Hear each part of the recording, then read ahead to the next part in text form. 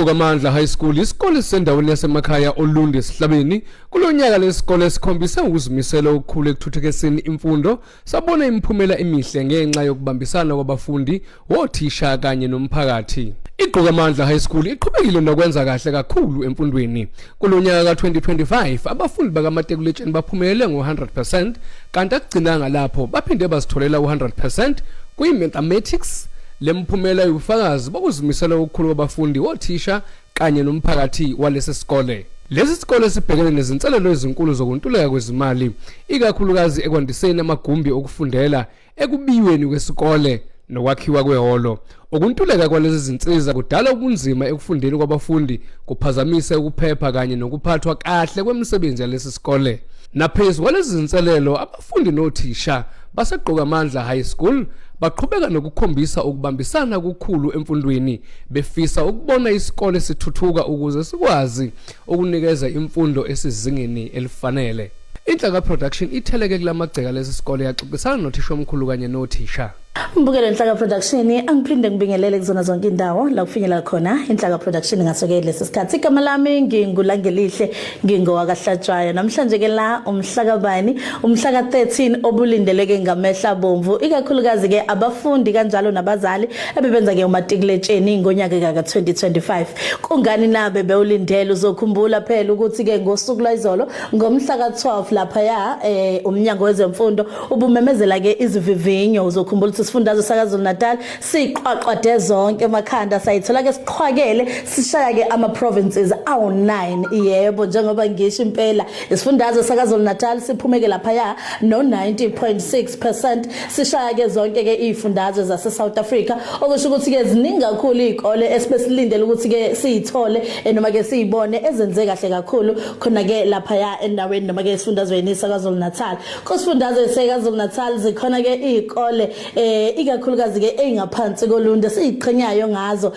Ikakhulukazi uzokhumbula izikole zasemakhaya izona izikole ke ezithatheleka phansi nezibukeleka phansi, kepha ke imphumela yazo ithe lutho. Thina soqhwakela sibe phezulu, sogibela simentabeni, imphumela yethu izosikhulumela. Izolo lapha ya sitholile ukuthi ke iGqokamandla High School ingesinye ke seyikole ezilapha ya endaweni yasoLundi, endaweni ke yaseyihlabeni okwindawo ke esemakhaya le disadvantage kakhulu ngezinto ke eziningi kakhulu, kepha ke imfundo yabo iba ke yisibani noma ke iba yisikhali ngasoke lesikhathi njengoba isikole sithe sayiqaqadela ke amakhanda ezinye zezikole sathola ke u100%. Okumnandi kakhulu uyezwa kuthiwa khona lesi sifundo ukuthi ke mangena uthisha eklasini iphume zonke izingane, kodwa ke eGqokamandla khona kwimaths bayiqaqade ngo100%. Angingageqa amagula, angingakhulumi ngize ngeqe. Ukhona ke uthisha inhloko wesikole sokhuluma naye kabanzi ngasoke lesikhathi asixoxele ke ngeyinqinamba nangemphumela yabo ukuthi ke hayibo benza ngani bona bodwa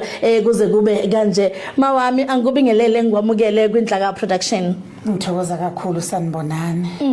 Namhlanje sinivakashela ke ngeindaba ezinhle. Nengithemba ukuthi ke akusesikho kokuqala isikole lesi sasinakho impela ukusibona. Ngizokhumbula nje mina ngoba ke ngiwomunye wabafundi ababefunda la ekhaya. Isikole sethu lesi sasibukeleka phansi, kodwa manje uyabona ukuthi hayibo nayi iGqokamandla wagqoka ngempela amandla. Akusixoxele kungani nenza ngani ezwile la kuthiwa ke eyini baqaqade emakhanda 100% ndoda nenza ngani nenza kanjani? Hayi, ngithokoza kakhulu ukuthola lolo hlobo lombuzo. Akuyona into eyimfihlo eyenza ukuba siphumelele siyiGqokamandla. 1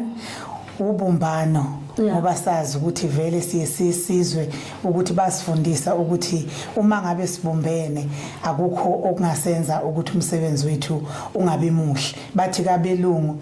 united we stand, divided we fall. Okokuqala nje lapha kwaMatriculation senza short ukuthi usuku lukhona likaliwe umnyango wezemfundo kwi-school calendar ukuthi makuthiwa kuyavulwa sithi thina sithathe iviki ngaphambi kokuba zivule zonke ezinye izikole. Kuyilo nyaka nje umatric ka2026 sivule nawo ngomhla ka5. Okuwukuthi nje iyona into ezithi iqala ezinye izikole njengama primary primary schools suke sesiqalile thina njengabanye oza kwethu kwezinye indawo sakubona kuyinto enhle sithi mase siqalile siqala ukuba siqalile ayikho enye into esizayo njengokuthi ube ne staff dedicated istaff sala ekhaya si dedicated kakhulu bayayithanda ingane abasuke enganeni uma nje sebeke bangena emaklasini bafisa ngisho sengathi ngabe bahamba ngisho late bangagcini ngokuthi isikhathi sekuphuma kwesikole mhlambe u3 o'clock basala nazo kuze kuyoshaya u6 kungakaqalwa ngishiva ivini ngifuna sibhekeke la ngiyakhumbula izolo kwethulwa imiphumela bancome kakhulu izikole ezisemakhaya ukuthi ke noma zibhekene nezingqinamba eziningi kakhulu okubalwa kakhulu kuona nutrition kubalwa kakhulu imali yesikole ziningi kakhulu izingqinamba ezibhekene nezikole ezisemakhaya ikakhulukazi lezi eziwona office school kodwa phezulu kunjalo iqoka amandla ingesinye sezikole esibhekene nezingqinamba izona ziphi izingqinamba enibhekene nazo kulesi sikole mhlambe ke engathi maniyibuka nithi uma kungalungiseka u1 no2 no3 mhlambe ngaba ngcono u100% usingawuphinda iminyakanyaka ilandelana okokuqala nje okungenza ukuthi othisha abafundise esikoleni kubonakala ngisho na umuntu odlula ngendlela ukuthi kuyafundiseka ukuthi isikole kufanele sibe nokubiyeka kahle sihlale sibhala izicelo sibhayela ngisho eminyangweni sicela nje ukuthi noma imuphi umuntu ongakwazi ukuthi asinikeze uxhaso siyafisa ngathi isikole sethu singathola ukubiyeka sibiyeke mhlawumbe ngizothi njengoba thina sakhelene neplaza sibiyeke ngalolu thango olubiyele izitolo zaseplaza mhlawumbe nakwamanye amadolobha ngoba lolu ucingo olithengwa igoverning board balithenga bona kodwa manje izingane kulula ukuthi zilisike kwazise phela se high school isuke ifuna ukweqa isuke ifuna ukuyokwenza izinto ezihlukene ngoba umthetho wesikole uthi njengoba sine feeding scheme asibavumeli kuba baphume ngaphandle kodwa ke manje lokho bona baye babone sengathi kuyabagqilaza bafisa ukuthi engathi ngabe bayaphuma ngaphandle kube khona ukweqa noma ngabe abanye basuke besazobuye bangene ilokho konke kwenza ukuthi isikole singalawuleki okunye okwesibili izingane ziningi ezifisa ukuthatheka eqoka amandla kodwa manje sigcina sinenkinga uthola ukuthi ngisho nakuma streams esinawo eqoka amandla izingane ziminyene emaklasini amaklasi asinawo ashoda kakhulu uthisha uthola ukuthi eyedwa uma phambi kweingane eziphindeke kabili esibalweni lese sasiqaliwe idepartment ukuthi uthisha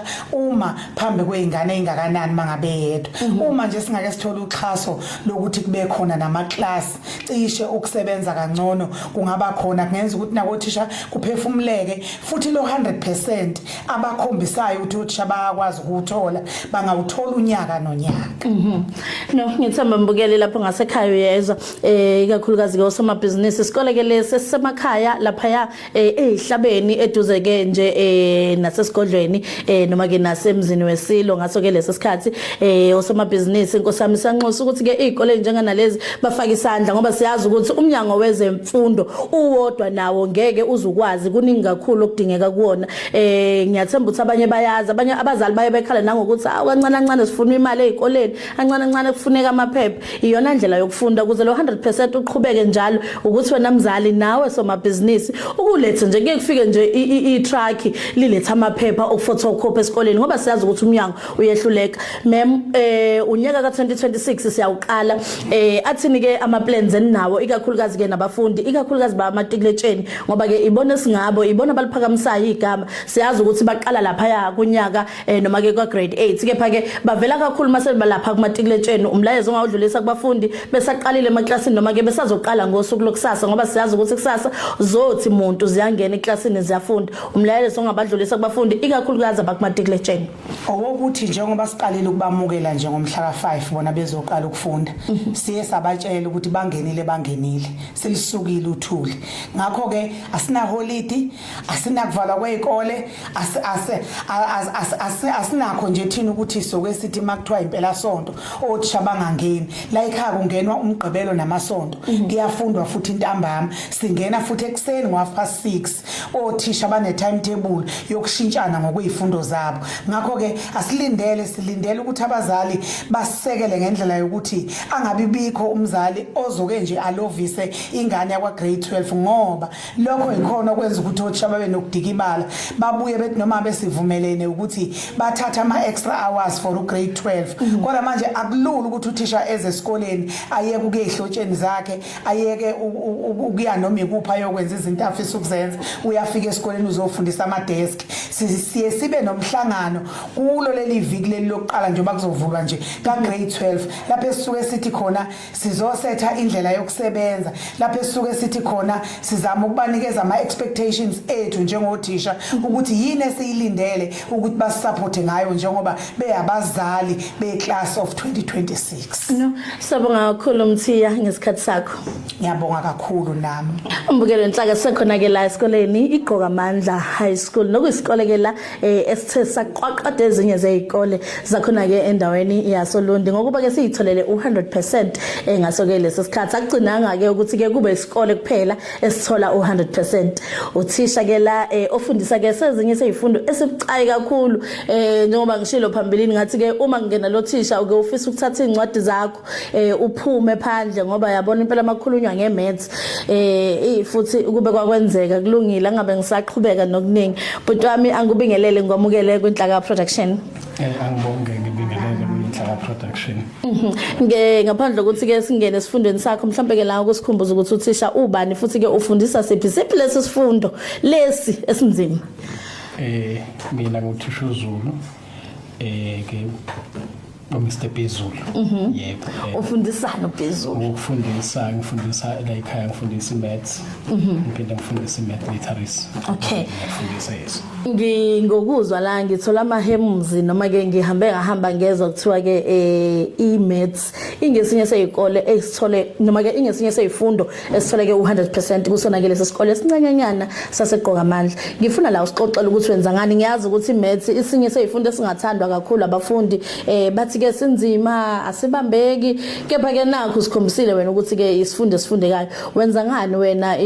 ucotha noma ke ucoyisela koza kwenu wenza njani ukuthi ke isifundo sakho se-mathematics sithole 100%. Angubonga umbuzo engutholayo ayikho imfihlo enkulu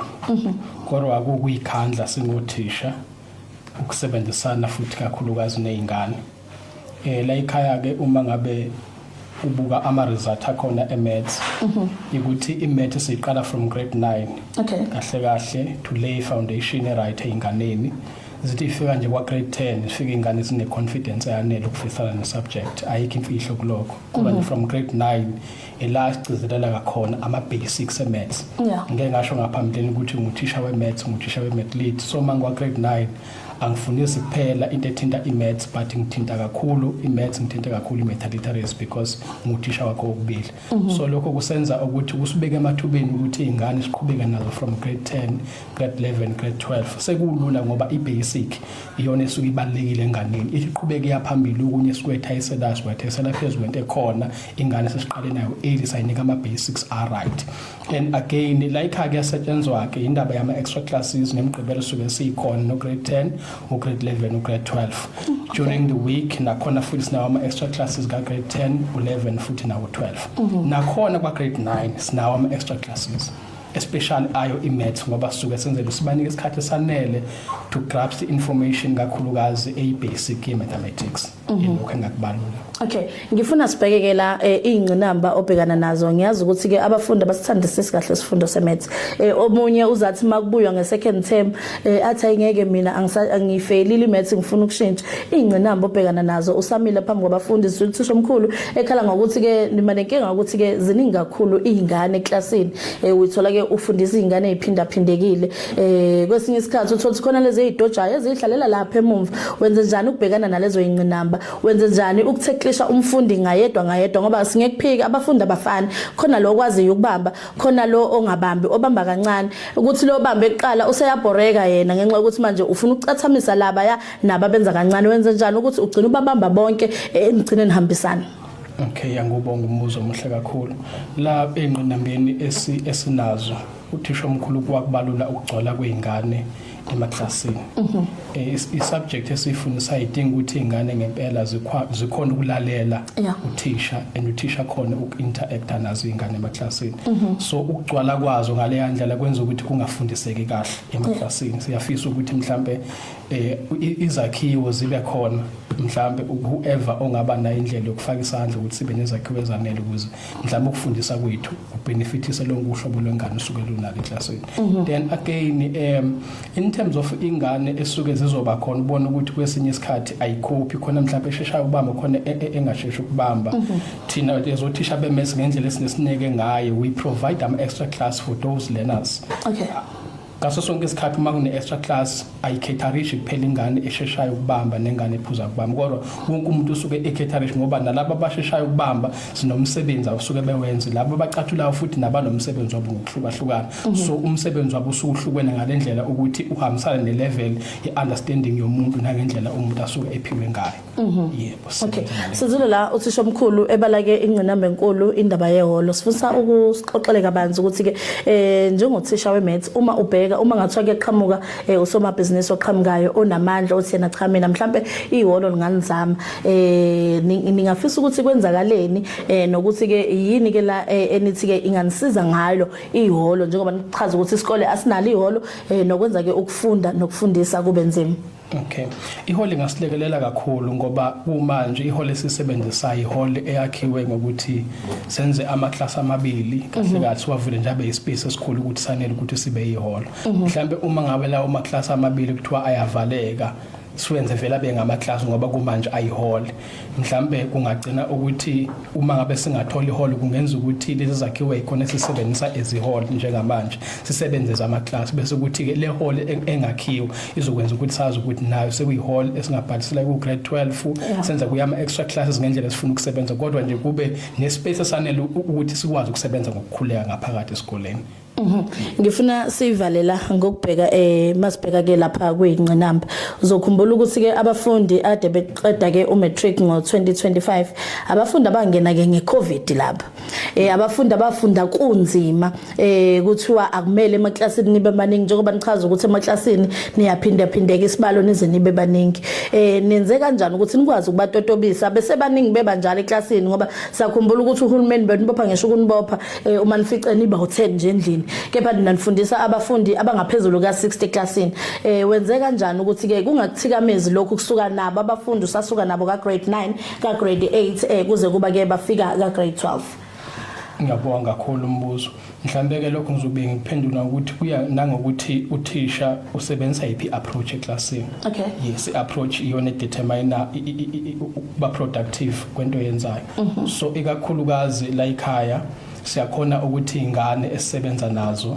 sikhona ukuyidiscipline ngendlela right siyakhona ukukhuluma nezingane ngezinto eziright nezinto ezirong kubalula ke masifike eclassini sithola ingane ezi-ready for ukufunda noma ngabe ziningi zinjalo kodwa ngoba izidiscipline uyakhona ukuthi wenze umsebenzi ubungekhona ukuthi wenze izingane zingekho discipline but ngokuthi ingane izidiscipline siyakhona ukukhuluma nazo si-engage nazo izingane sitshene ngokubaleka kokufunda ngokubaleka kwesikole kwenza ukuthi kube lula at the end of the day mase sifike sizo-introduce izinto ezithinta i-content esizwe nakhona sizoyixoxa nezingane so lokho kwenza ukuthi noma ngabe izingane eziningi kanjalo kodwa sikhona ukuthi sisebenze nazo ama outcomes egcina nabe right. Unyaka ka2026 uqalile njengamanje amaklasi ayaqala kusasa nto grade 12 uqalile mhla zo5 umlayezo ongawudlulisa kubafundi beMaths kanjalo ke nabazali babo ngoba umunye uzothi hayi mina ngisakuthola lento yakho wena usofunda ngisho nangesonto hayi shuthi nje khona uJoe okumele lapha noma khona uMaria umzali agcine engasayidedela ingane ukuthi uze esikoleni mhlawumbe ke la umyalezo ongawudlulisa ukubagqugquzela abafundi noma abazali ukuthi abayidedela ingane kunzima kunjalo omunye ukekhalela ukuthi washe ngizokwenziwa ubani izitsho zenziwa ubani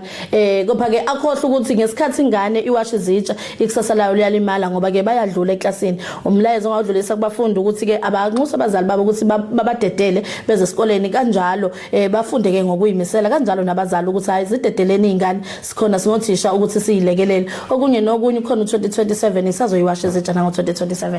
Impela mahle kakhulu lawo mazwi engakudlulisa nje ukuthi ngiya request ukuthi abazali bebe nawo ama timetable aka grade 12 khane ezobona ukuthi ingane yakhe ngempela ngosuku eselibiza ngayo ngempela bekubhaliwe phansi ukuthi iyadingakala i-request i-timetable uma ungumzali ukuze mhlambe nawe wazi ukuthi ingane yakho ingena ngalezi ikhathi isebenza ngomgqibelo kanje isebenza ekseni kanje isebenza ntambama nawe ube nayo into ekhombisayo ukuthi ingane isebenza kanjani nesikole bese futhi mgqugqumezela kakhulu kubazali ukuthi ingane ngempela abayilethe esikoleni la esokhona ukuthi sisize khona ngeke sikwazi ingane kuyisiza isekhaya sizoyisiza ngoba ifikile esikoleni yabanathi and again kuzona izingane ayiphushe kakhulu in terms of isubject esifundisayo idinga isikhathi so kubalekile ukuthi bayinike isikhathi nathi singothisha bebe available ngaso sonke isikhathi sibadela ngaso esikoleni lokho engakugqumezela kakhulu indaba ezitha siyabonga kakhulu ngesikhathi sakho siyabonga kakhulu mbukelo enhlaka uzwile kuthiwa ke ukuze ke ukwazi ukudla kamnandi ngoDisemba sebenza kanzima ngoJanuary to November kulungile iqoka amandla isho njalo bathi ke asiwagqokela amandla siphakamise lemfundo uyazi ke nawe inhlaka production igqilaza online.